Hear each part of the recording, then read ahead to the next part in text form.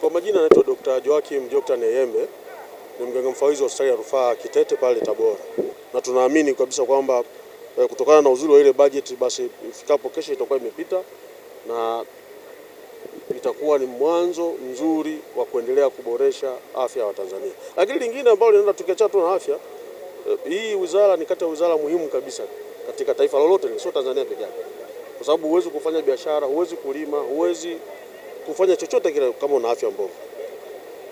Apart from that, tunazungumzia pia uchumi. Kama hauna afya, uchumi hamna. Uwezo ukasema unaendesha uchumi kama una afya mbovu. Sambamba na ile la kujenga hospitali ya taifa ya Muhimbili, tunasema kwamba lengo kubwa ni kufanya kuwa tuna tiba utalii katika taifa letu, ambalo kimsingi ndio ninajaribu kulizungumzia kwamba tunaangalia katika channel moja ya afya, lakini kuna also channel ya kiuchumi ambayo iko moja kwa moja, lakini pia na indirect. Directly ni kwamba akija foreigner ama mwananchi kutoka nje ya nchi anapata ile huduma pale ambayo anatuingizia fedha za kigeni. Lakini indirectly niliosema kwamba ukishakuwa na afya, mheshimiwa mwandishi, ndio na wewe utaweza kwenda kufanya kazi yako uandishi, daktari ataweza kufanya baada ya kuwa na afya. Kwa hiyo sisi tuna matumaini makubwa sana. Lakini nizungumzie particular sababu mimi ni mganga mfawidhi wa hospitali ya rufaa Kitete.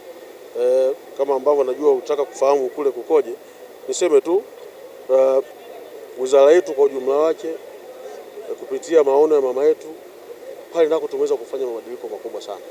Tunapofikia tarehe 15 ya mwezi ujao, tunaenda kuanza kutoa huduma za dialysis kwa mara ya kwanza katika mkoa wetu wa Tabora, kwa maana hospitali ya rufaa ya mkoa.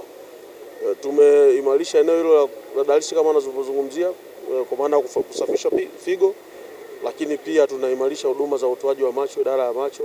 Sasa hivi tunapaka mpaka na miwani zitakuwa zinatolewa pale katika ile hospitali. Yote hii kwa ujumla wake ni ili kuendana na maono ya mama kwamba tunapofika 2030 basi tutoe mabadiliko makubwa sana ya utoaji wa huduma za sekta ya afya katika nchi yetu.